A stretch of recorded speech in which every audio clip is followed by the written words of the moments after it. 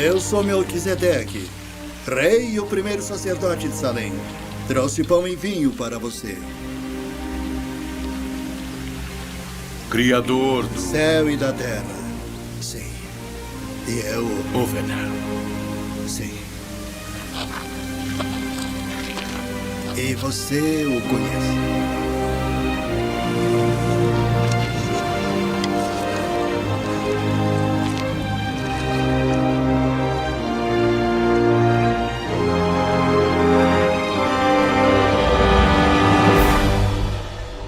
Moisés, todo o povo já está reunido.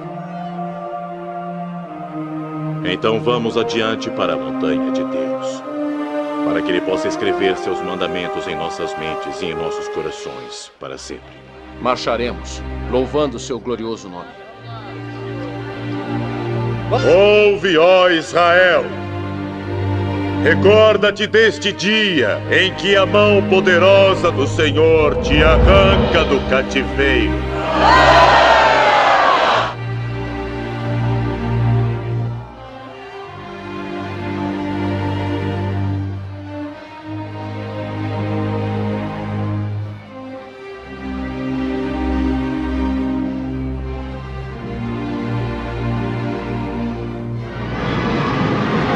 O Senhor dos Exércitos guerreará por nós.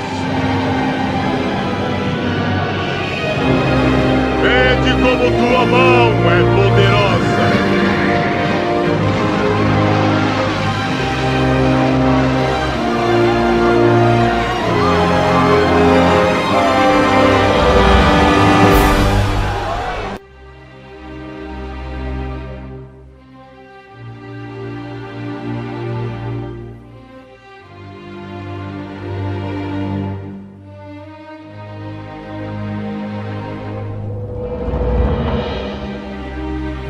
E hoje o papo vai rolar aqui bonito, porque temos bastante assuntos referentes às coisas espirituais para conversar aqui com o Fernando. Fernando, o que me traz aqui dessa vez é para poder beber da água do conhecimento com respeito às questões sobre a sombra, né? O que é realmente a sombra. Eu gostaria que, quando as pessoas que estão assistindo aqui ao trabalho desligassem seu equipamento, tivessem assim uma visão totalmente ampla, né?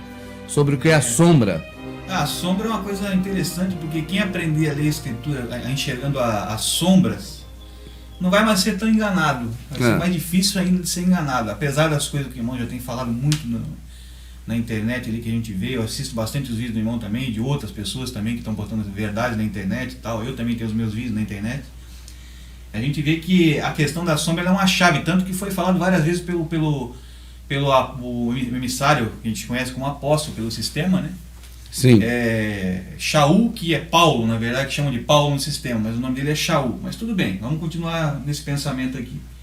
Então a sombra, ela desvenda muitas dúvidas, ela fala com a gente através de coisas que ocorreram no tempo antes do madeiro do Messias, antes dele se sacrificar no madeiro por nós, né? Então aqueles fatos que ocorreram antigamente, eles conversam, eles nos mostram reflexos para hoje. Sim. Na verdade, amado, é até interessante a gente perceber que as coisas que ocorreram naquela época, no passado, apesar de serem coisas físicas, por exemplo, quando se estava comendo, se estava comendo, quando se estava lutando, se estava lutando, coisas físicas, eventos físicos verdadeiros. Sim. Aquilo ali, na verdade, é uma coisa que não é real. Aquilo ali ficou com uma sombra. A realidade veio depois do madeiro. Depois do madeiro, ele fala que a realidade começa, a escritura fala que começa a partir do Messias, a realidade verdadeira. Então aqueles fatos que aconteceram, apesar de serem físicos, é uma coisa até que para a pessoa entender, tem que estar espiritual, senão ela não vai entender isso. Entendo. Isso que o sistema religioso não entende, por isso que eles praticam esses atos físicos até hoje, eles não dividem coisas físicas e coisas espirituais. Né? Quando você vê o povo saindo do Egito, aquele Egito era Egito verdadeiro, o nome era Egito, que também não era Egito, mas nós vamos deixar isso mais para frente. Tá, não é o caso agora para não confundir. Eu vou falar para entender, o povo vai entender. O Egito era um Egito físico, era um reino real, com um faraó, um rei, e o povo saiu desse reino e foi para o deserto, um deserto físico, né? Um deserto de areia, físico. Tá? Só que aquilo aponta para hoje, para os tempos de hoje, para um deserto espiritual, para um Egito que é espiritual, não literal, é um Egito que não tem o nome de Egito, literalmente, mas é similar àquele Egito, aos quais as pessoas irão sair e ir para o deserto. E lá que vai cair o maná do céu verdadeiro, fora desse Egito. Está entendendo? Então essa sombra, o próprio o emissário Shaul, conhecido por Paulo, apresentado para nós como Paulo pelo sistema religioso, né? Ele nos ensina muitas coisas isso aí a respeito de sombras, né? Eu gostaria só de antes da gente ouvir a leitura, sim. que a questão, por exemplo, sombra, antes do madeiro, e depois do madeiro, o que não é sombra? Nós vamos entender bem isso agora. Um detalhe interessante que o irmão meu já me abriu os olhos também no passado, um tempo atrás. Então, os 4 evangelhos que a gente conhece por Mateus, Marcos, Lucas e João. Aquilo ali, em sua grande maioria daquele livro, ele está antes do madeiro. É verdade. Está entendendo? Ele narra fatos que ocorreram antes do madeiro. Antes do madeiro. Então, o madeiro, para você entender, é a crucificação, né? Foi dado por Roma o título de crucificação, tá? Do nosso Salvador. Então ali são fatos que ele estava praticando, por exemplo, ele estava praticando coisas ali físicas. Sim. Multiplicando pão e peixe. Quando ele curava a cegueira, também era sombra? Sombra. É mesmo? Sombra. Ele curava, engraçado que ele curava um homem físico. O homem estava realmente cego fisicamente do corpo. E ele curava a cegueira. Mas aquela cegueira, hoje, depois do madeira, é uma cegueira espiritual. Aqueles que não enxergam. Tá entendendo? Ele curou aqueles que não enxergam, os fez enxergar novamente. Mas tem um nome para isso, por exemplo. Antes é sombra, depois é o quê? A realidade. A realidade. É a realidade, tá. literalmente. Tá. É a sombra. Por exemplo, você tem um poste na rua, uma árvore, ela projeta uma sombra no chão. Tá? É isso que o Eterno quis falar através de Shaul para nós, de Paulo, né?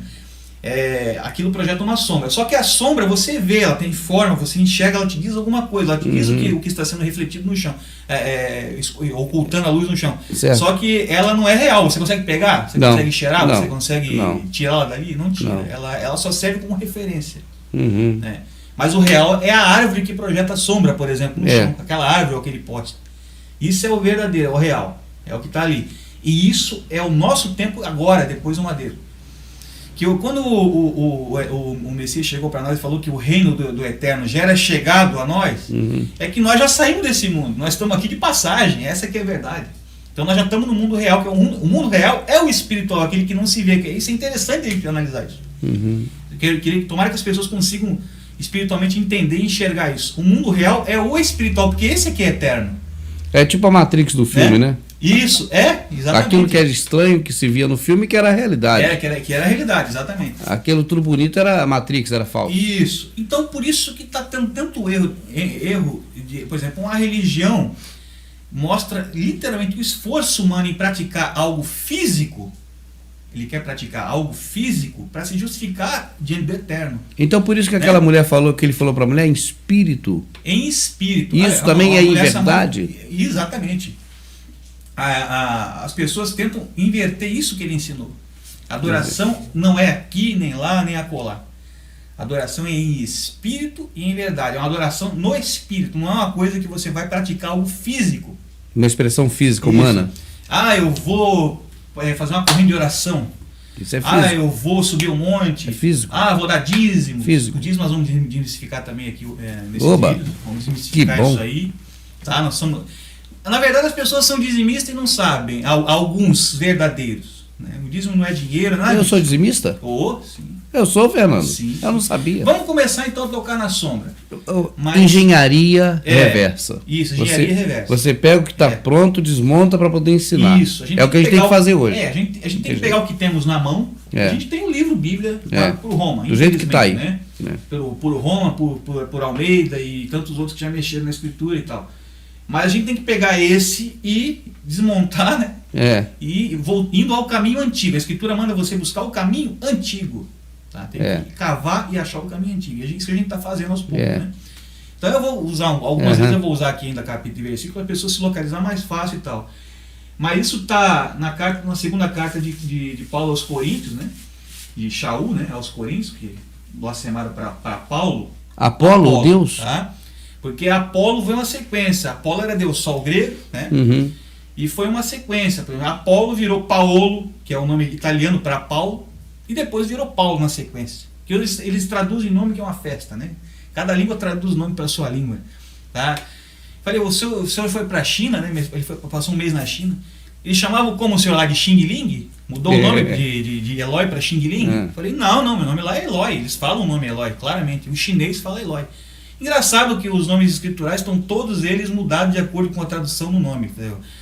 Pedro vira Peter nos Estados Unidos e Paul vira Paulo aqui, entendeu? E Tiago vira James lá, olha, tem nada a ver, né? E só nomes religiosos. Só nome engraçado. Os que não são religiosos não mudam. Mas por que eles alteraram tanto esses nomes, né? Nós vamos chegar nisso ainda. Esses grandes líderes da antiguidade, Mao Tse-tung, esses caras todos, né? Isso. Então todos ninguém mudou o nome. Mexe. Engraçado que o nome dos ídolos estão todos iguais, né?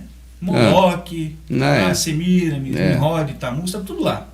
Não foram alterados. Não. Né? Eles só se adaptam conforme a cultura, mas você ainda tem os nomes originais até hoje. Também Esses estão fiéis ao original. Agora os nomes que realmente são os nomes importantes, que são os nomes isso não existe mais. Do nosso Criador, do nosso Salvador, né? E daqueles que ele escolheu no passado para levar a mensagem dele de verdade ao povo dele, que só desagradou ele desde o começo. Todos os ídolos que eram adorados no passado pelos povos, os povos, vamos dizer assim, pagãos, que isso é um termo que Constantino inventou, para falar mal dos próprios convertidos ao Messias, né? Mas hoje virou um termo normal. Os ídolos pagãos estão todos com os nomes originais. A gente vê falar de Moloch, está o mesmo nome. A gente vê falar de Tammuz, está o mesmo nome. A gente vê falar de Astarote, está o mesmo nome. Até hoje, na história, né, não houve mudanças do nome. Semiramis, né, inclusive é adorado até hoje muito, né? Adorado até hoje. Então, houve um interesse em se manter os nomes dos ídolos e não se manter o nome do Criador e do ungido dele, o filho dele que ele enviou para nos salvar aqui na Terra, né? Isso é que é uma coisa muito triste, porque essa herança deveria ter sido passada pelo povo que ele escolheu lá atrás, né? Ele escolheu um povo lá atrás, passou a herança a Abraham, que a gente conhece como Abraão, e ele deveria ter passado essa herança a todos os povos. Ele manda na escritura, ele fala que ele tem nome, ele manda proclamar o nome dele a todas as nações, né? E não fizeram. Mas onde a gente quer chegar nisso tudo agora, que nós vamos começar agora a ver a sombra, é que por causa disto, hoje está esse sistema religioso confuso, né, onde não se encontra um caminho a se seguir, quando na verdade o caminho é amor ao próximo, amar o eterno sobre tudo e amar ao próximo como a ti mesmo, né? Que ele simplificou a lei basicamente nisso aí. Eu vou ler, como eu estava lendo aqui antes, vou voltar a ler a passagem aqui de que Shaul deixou para nós, que ficou como Paulo. Eu já falei da Apolo. Será que eu cheguei a completar Apolo antes? Completamos, né? Sim. Então vamos lá. Por isso, tendo, 2 Coríntios 4, né? Por isso, tendo esse ministério, segundo a misericórdia que nos foi feita, não desfaleçamos. Tá? Eu estou lendo aqui numa versão do Almeida, né? Que a maioria das pessoas vão ter. Vamos continuar com a do Almeida mesmo aqui. Antes rejeitamos as coisas que por vergonha se ocultam, não andando com astúcia, nem falsificando a palavra do Eterno. Então quer dizer que há uma falsificação, porque se ele fala que não deve falsificar... Shaul está avisando, né? Uhum. Sobre essa falsificação. Então, se ele está falando, ele, como a gente conhece bem a história dele, acho que ele não estava mentindo, né? Não. De maneira nenhuma. Né? Vamos continuar. Nem com astúcia falsificando a palavra do nosso Criador. Depois eu vou entrando nos nomes, né? Assim nos recomendamos a consciência de todo homem na presença do Criador, pela manifestação da verdade. Mas se ainda o nosso evangelho está encoberto, para os que se perdem está encoberto. E essa aí é bom explicar bem detalhado. Na verdade, o cristianismo, como a gente conhece, essa religião que se formou e está cheia de filhas, né? Hoje cheia de braços e extensões pelo mundo todo aí, e hoje inclusive está unida com todas as outras religiões do mundo que a gente conhece. No ecumenismo. E nos anos 90, João Paulo II, que eu vou bater nessa tecla até o final, que o pessoal não sabe dessas histórias porque vê ele como um cordeiro, né? Sim, foi um papa muito... eles veem o lado do cordeiro, mas tem que ver o seguinte, o Roma prega Mitra, é o mitraísmo. Roma prega o deus Sol, Zeus, né? É o interesse deles, o interesse que eles tiveram lá com Constantino lá atrás, de abraçar todos os cultos pagãos que existiam, e para englobar todo mundo, criaram essa religião em cima do mitraísmo e do culto ao Deus Sol. Tá? Não existe nada de verdade no cristianismo. O cristianismo O cristianismo, na verdade, é o seguinte. Eu vou começar a explicar lá de trás. Existe na sombra do Antigo